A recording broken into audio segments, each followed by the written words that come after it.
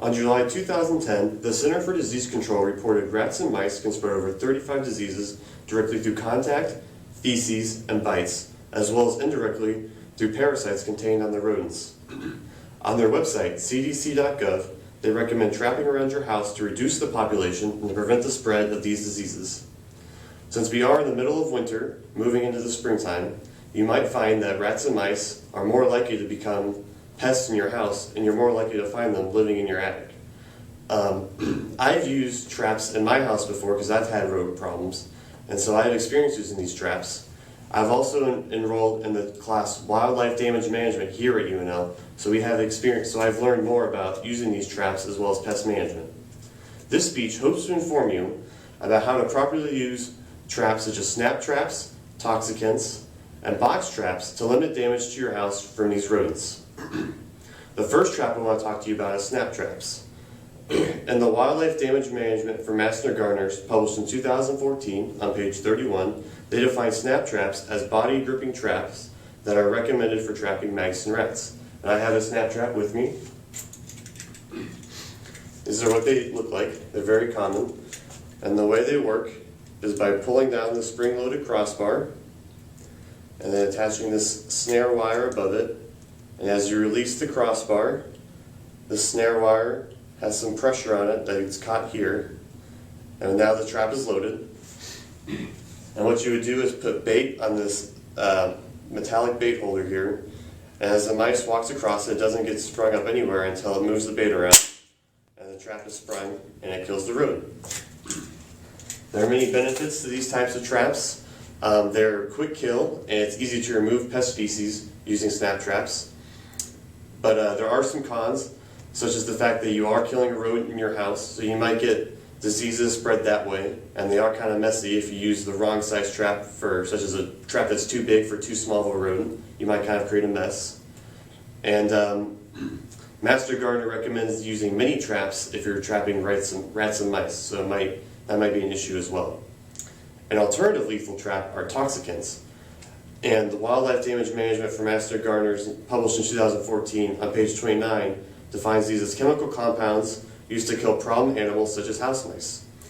And what these are is essentially bait loaded with chemicals that are harmful and will potentially kill rats and mice when ingested.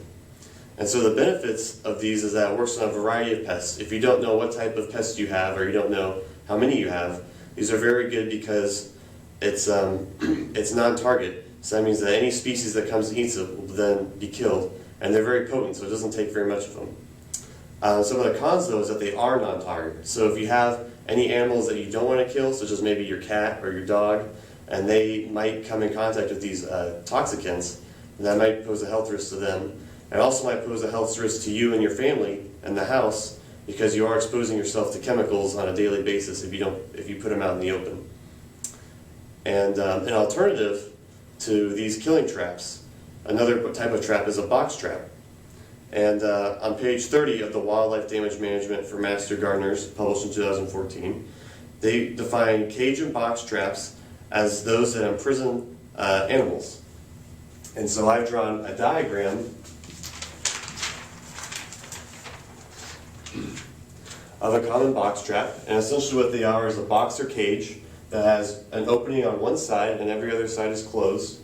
And what they do is they close down the door on this opening and put it under some sort of pressure plate. And so similar to the snap trap, the animal would walk through into the box, and when they step on this pressure plate, it springs the door back open, which traps the animal inside the box. And there are many benefits to these types of traps. They're no kill, and so many people consider them more ethical. And it also limits exposure as the rodent is trapped inside the box, so you don't have to actually handle the rodent. And it's helpful for species ID. If you don't know exactly what type of rodent you're trying to trap, you can actually trap it and then make sure your next trap you set is used for that specific species. Some of the cons that you have to check these traps very frequently. You don't want to leave the animal in there on its own for a few days. And they're considered non-kill, but if they're neglected in their box or if they're trapped there for a very long time, they could be killed from stress or neglect. In conclusion, The three traps that are most commonly used are snap traps, toxicants, and box traps for managing rodents and mice. When using these traps, it's important to assess your situation. Make sure you know what you're trying to accomplish. Are you just trying to remove the species? Or are you trying to kill the species? Is there anything you're trying to avoid, such as harming other species? And so be sure to assess your situation so you're using the right type of trap. And finally, be smart.